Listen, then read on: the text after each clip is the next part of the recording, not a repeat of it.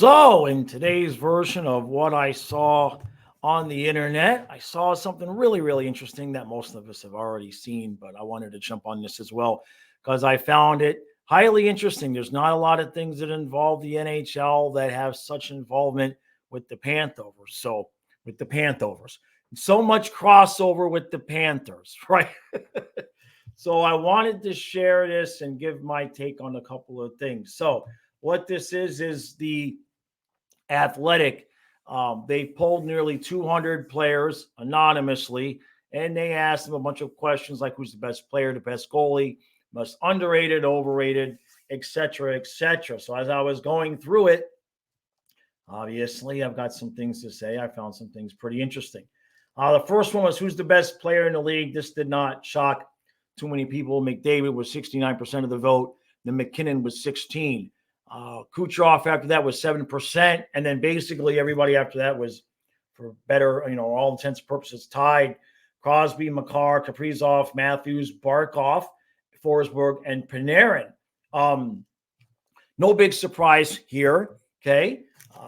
Let's see. Barkov got 1.1% of the. So what's that going to be? Maybe he got two votes, 3 votes, whatever that is. Same amount as Austin Matthews. Makar, not surprised to see him on that list. This one is probably the least surprising of them all, although you might have even thought McDavid would have gotten a few more votes, but 70% of 180 is plenty there. They go on with some comments about the players, so I'm going to get into the next thing with the comments. For the most part, it was just talking about how great McDavid is, and we kind of all agree. Okay, who is the best goalie in the league? This one's interesting. You got Vasilevsky with almost half the vote. Hellebuck gets 15.3. Demko, Sorokin are tied, then Shesterkin, then Swayman, then collectively other. And then after that, Saros, Fleury, Ullmark, Binnington, Ottinger, Aiden Hill. Now, couple of things. More than a couple of things. I mean, I love Marc-Andre Fleury, but obviously he is no longer the best goaltender in the league. Okay, let's just be honest here.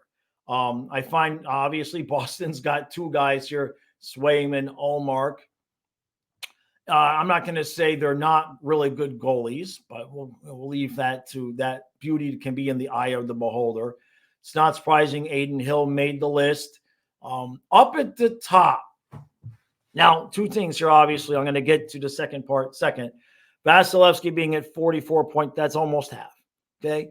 I'm curious as to when they took this poll. I am not sitting here knocking Andre Vasilevsky. If you follow his channel, you know I made a few videos over the summer talking about, hey, look, he got rode like a horse. Okay. He was ridden for way too many games the last few years, closing in on 30, back surgery. That's not a good combination. And you've seen as he's come back with the Lightning, he's not the Vasilevsky of old. Can he get there? We don't know. Will he get there? We don't know. This may be a situation like with NFL running backs, wide receivers, etc., where this may not be the year where Vasilevsky gets back to being Vasilevsky. So I don't agree or disagree. Obviously, that many people voting for him, they still feel like he's still going to eventually come back and be the guy. And, goalies can still have success into their 30s, obviously. Look at Bobrovsky, which is the other interesting thing for me, obviously. Did I expect Bubba to be near the top? No. Did I expect Bubba to maybe at least get a mention? I mean, Marc-Andre Fleury or Bubba, that's a little bit shaky. That's a little bit queasy there. Okay. Binnington, Ottinger are good. I'm surprised Hill only got whatever that is, 1 vote, 2 votes. That got him to 1%. I guess that would be closer to 2, being that he won the Stanley Cup, But the Vasilevsky thing, that's, again, I am not knocking Andre Vasilevsky, everything that he's done. But right now, is he the best goaltender in the NHL? I can't imagine anybody that would think that, to be honest. Right now, in this moment, he clearly is not, but it's just opinions. So, yeah, and they have comments, but they're anonymous. You know what I mean? So when they're talking about Vasilevsky, he's proven it over and over again. He's just a big game guy. I've never seen a big guy, that athletic and that competitive. Then there's some talks about Hellebuck, who's the Athletics' favorite to win the Vezina. He swallows up everything.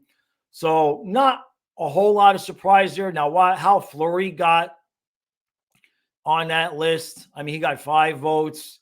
Yeah, the beloved icon might be getting more credit for his career achievements and infectious smile than his play in the net. Somebody said, I know he's not the best, but I like him the best. He robbed me stacking the pads earlier in the year. He's been so good for long, so I'm sticking with Flower. So, it's opinions. These are not facts. These are opinions. The next thing, here we go, Panther fans. The most underrated player in the league. Now, collectively, Other was in first place with 22% of the vote. Now, you got Barkov with 12.5, and then Sam Reinhart with 5.95. Excuse me. Behind that, Point Rantanen, Connor, Eriksson Ek, Hyman, Aho, Hintz, Hopkins, Ryan Nugent-Hopkins, William Karlsson, Trocheck, Zacha, Kucherov, Zibanejad, McKelly, Broden, Slavin, Stevens. I mean, just a ton. It just goes on and on and on and on and on. Gustav Forsling is on the list, and so is Carter Verhaeghe. That's maybe 1 or 2 votes apiece there for each of those guys. But back up to the top, 2 Panthers, 2 guys in the top 2. And now when you get to some of the and I'll tell you who I will agree with. I'm not going to comment on Barkov and Reinhart because I cover Barkov and Reinhart like every day. So in my brain, I can't get to the underrated part because I don't know what, I'm a Panther fan. I just expect NHL media to not talk about us. You know what I mean? The guy I would have voted for here is Brandon Point. That's the guy I would have voted for. Okay. And in the other 2, I would have still picked Connor McDavid to be the best player. And in terms of the best goalie, to be honest with you, I would have picked the combination of Swayman and Ullmark because I know it's not one guy, but the fact that you got 2 guys at that level, I would just say, who's the best goaltender in the league? Boston. Because whoever you play that night, you're liable, to get your lunch handed to you. But in terms of this list, I would have picked Point over Barkov and Reinhart because I can't really think of Barkov and Reinhart as underrated because I'm talking about them on a daily basis. I like that Gustav Forsling made the list, and of course Carter Verhaeghe made the list, and I would have thought maybe he had gotten a couple more votes. He has a reputation for being just this sniper, but us Panther fans know we watch him on a nightly basis. He's not out there costing his team defensively. He's bought into Maurice's system. Is he going to, knock guys around like Kachuk and Cousins? No. Speaking of which, what's the next one? Who's the most overrated player in the league? Other was in first place, which is a collection of guys that, only got 1 vote. Zegras, Nurse, and then there's Kachuk. Now, there's something about that 6.93% that we're going to find very interesting, I believe, in the next one. So Kachuk gets 7% of the votes for most overrated. And then right behind him is Jonathan Huberdeau. And right underneath Huberdeau is Alex Ovechkin. What? Who? Now I need this to be unanonymous. We need to, what's the word? We need to dox these players. Who? What? How? Wait, what? Ovechkin? One of the most overrated players in the league? I'm out on that one. Okay. All right. I am not splitting tens here. I am out. I'll take my chips. I'm going home. I have no idea where that one would come from. Huberdeau, yes. Kachuk, we're going to get into one of the next ones, we're going to get to one of the reasons why I think Kachuk was on this list. And then you got a bunch of guys: Line, Carlson, Meyer, Marner, Seth Jones, Trouba, Evander Kane. Okay. Yeah. Look, a lot of these guys, they kind of belong in the same cat. I will agree. In fact, when you look at this list, it's like they kind of belong. I'm not going to agree or disagree on Kachuk. I'm going to address Kachuk being in this spot when we get to another one because it's related. So I don't want to go on twice. Huberdeau, I agree with. I mean, the rest of the guys kind of are in that same thing where they get a lot of talk, but are they really as good as you hear about? Nugent Hopkins, Line, Carlson, Meyer, Marner, Jones, Trouba, Kane. How in the freaking hell Alex Ovechkin gets named with the same? How? I'm sure somebody in the comments will say how they think they agree with that. But in terms of my opinion, I would have taken those poll results and be like, we need to do this again because clearly guys are trolling. Now, in terms of Kachuk, the couple of the comments, somebody said about Kachuk, he got overrated in the playoffs last year. Everyone was talking about him being one of the best players in the world. I don't see it. He's a great player, but people talk about him like he's a top 10 in the world. I think that's the one guy, the one comment about Kachuk. Now, who's the player in the league whose face you most want to punch? Nick Cousins ran away with it. Ran away. 28.57. In fact, for Nick Cousins. Well done. Well done, Nick. Absolutely well done. We love you here. I don't care if other people call you dirty. I don't care if you cross the line every once in a while. Don't care. And you know what? For all of you that might come to the comments and be like, if it was on your team, you'd be saying the damn same thing. All right. So just take that and put it where the sun don't shine. The sun don't. You know what I'm saying. Shove it. Now, after Cousins, got Marchand, who's not a surprise, and Matthew Tkachuk was 7.8%, 7.48% of the vote, which is oddly similar to the 6.9% of the vote that called him overrated. So 7% of the players think he's overrated. 7% of the players want to punch him in the face. Heter, and hater was his name-o. And that's okay. I've admitted to being a hater of the Kansas City Chiefs, so I don't take it as an insult. In fact, if more people were just be open and honest and be like, yeah, I hate that guy. Can't stand him. I'm a hater. Instead of when people use hater as an insult, you go, I'm not a hater. I don't hate. No. Oh, baloney bullshit sandwich. There's guys and teams that we all hate. Some of us have enough cojones to be open and honest enough about it. It's clear the same guys that think he's overrated also want to punch him in the face. Again, thank you, Nick. Thank you, Matthew. Thank you to both of you. And for any of you who don't like it, if it was on your team, you'd love it. End of discussion. It's not even a discussion. Now, also on the list was Ryan Lomberg, Brady, Tkachuk, Connor Garland. This is not in order, by the way. After Tkachuk was Bunting, then Garland. Then Hathaway, Tkachuk, Brady, Ryan Lomberg, Kadri, Fiala, Skinner, Zegras, Wilson, Anderson, Gudis, Zadorov, Evander Kane, and David Perron. And then a bunch of other guys got one vote.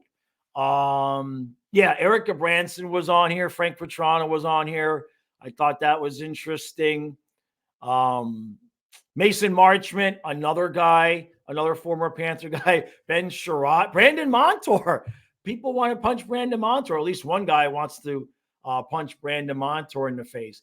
But this list, taken in combination with the overrated comments about, everybody was talking about him during the playoffs.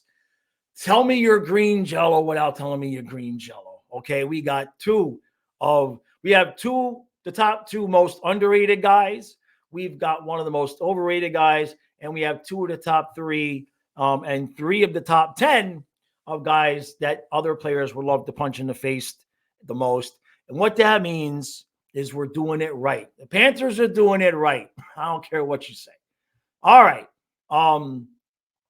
Yeah, people of Cousins had played against him a long time, always hated the guy.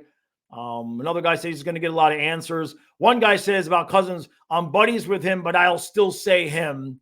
And then they go on about Marchand, right, which is not a big surprise. And then somebody said on Marchment, I think he dives a little bit. Then we get into the refs. This was a little bit interesting. The best ref in the game by far was Wes McCauley at 53%, Kelly Sutherland at 18%, and then a bunch of guys after that, Justin St. Pierre, Raymond, Rank, TJ Luxmore, our good friend, our Panther fans' friend, and a few other guys. And what they mainly said about McCauley was that he'll talk to you if you get a penalty. He'll tell you what you did wrong. He's not one of those guys who's selfish and will try to take over a game. He's one of the honest guys. Another guy said you can talk to him. He'll tell you what he saw on a call you didn't like. He'll reason with you. There's more of a human element. Guys say he's kind of funny. He seems to be having fun. And on Sutherland, somebody said he might even come up to you and say, hey, listen, you were borderline there. If you do that again, I'll call you. So he'll kind of give guys a warning, communicate the best. And then we get to the worst ref in the game, which far and away was Justin St. Pierre. And then McCauley actually got 7% of that vote. Kozari, I guess that's how you say his name, got 13%. And pretty much a mixture of the same guys. Now, unfortunately, the Athletic, how can I put this? The Athletic chickened out. The Athletic turtled. We'll put it that way. The Athletic turtled.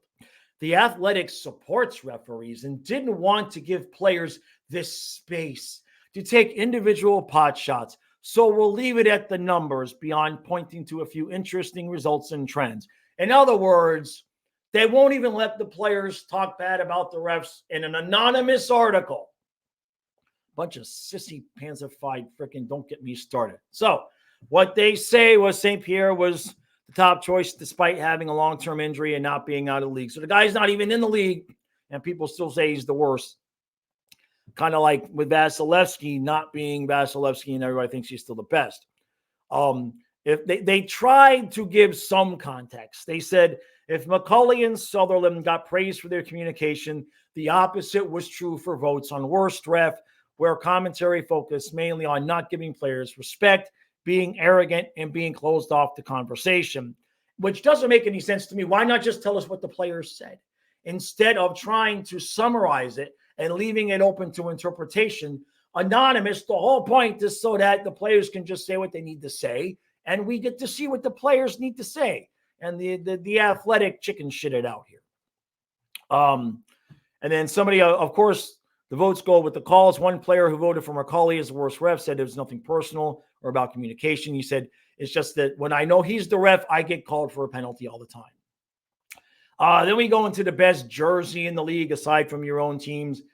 The Blackhawks, the Wings, Rangers, Leafs, Canadians, Bruins. Panthers were not on here. The Knights were pretty low. And the team that I would have picked did not even make the list, which is the Nashville Preds. I like the color scheme. I've always liked the black and golds and the yellows. Maybe because I'm blue, green, and I'm blue, green, red colorblind. So maybe that's why I like the yellows and blacks stand out to me. I wouldn't have picked any of these. And I don't, by the way, I would not have picked the Panthers. This jersey, yes. The other one that looks like a pasty schmata, no. All right. And then they went into, where are we? We went into favorite road city to play in. Shock, Vegas. Now, where I am surprised, okay, Sunrise, I see. When I originally looked at the list, I looked for Florida.